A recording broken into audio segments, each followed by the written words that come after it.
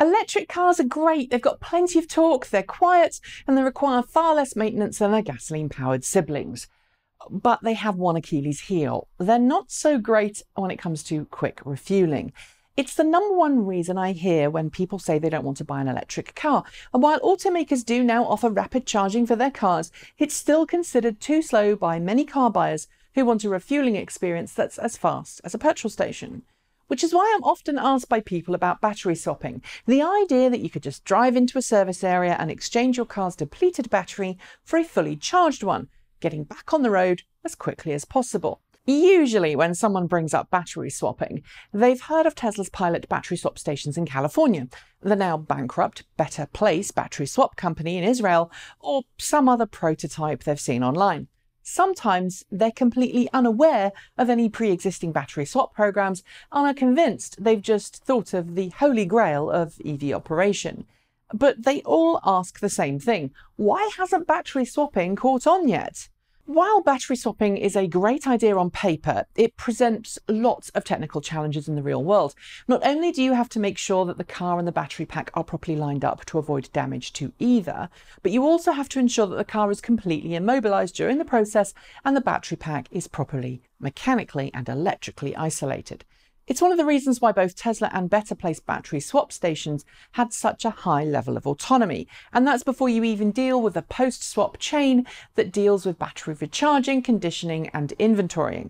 And all of that requires a rather large facility, some of which has to be partly underground, in order to gain access to the underneath of your vehicle without lifting your vehicle in the air. Our next challenge comes in the world of standardization. Battery packs are all a little bit different in terms of their voltage and charging requirements, but also in terms of their physical size.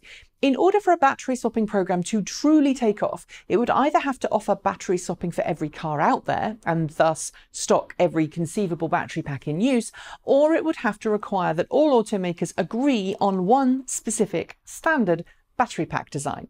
The first would be cost prohibitive, and the second would be almost impossible to do, especially when battery pack technology is evolving so quickly and automakers are not keen on being constrained in their vehicle designs.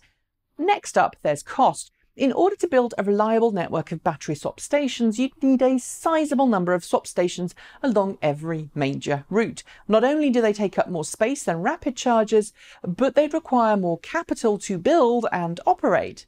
Then there's the excess of battery stock that would be needed to ensure that even in peak periods, there was always a battery pack available, fully charged, ready to go.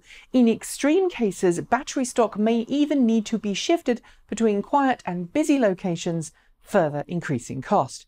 If that's not going to put you off, there's still the challenge of having a guaranteed performance or range from each battery pack that comes through the system.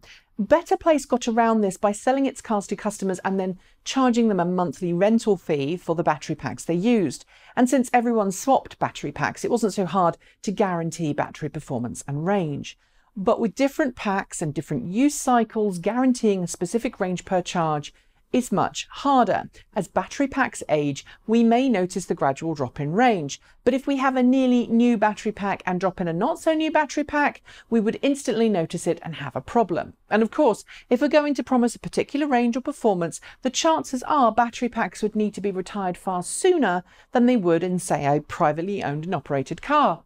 All of this adds up to some pretty large costs, and while battery swapping may offer a faster turnaround on paper than battery recharging, it's a whole lot more hassle in the real world. In fact, Better Place, while it promised a super fast swap time, wasn't anywhere near as fast in the real world as it had promised. And while you can just plug your car in and go get a coffee with a rapid charging station, you're stuck in your car while the battery swap takes place. Which brings me to the final point. Battery chemistry has improved incredibly over the last decade, as has battery management systems.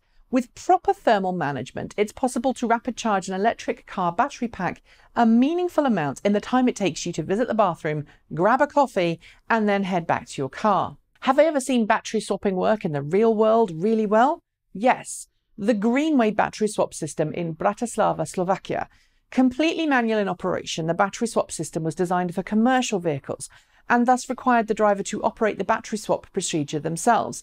Sure, it was slower than some automated processors, but it was also faster than charging. And in a world where commercial vehicles could operate around the clock, this was the only battery swap system whose cost seemed to provide the best bang for the buck.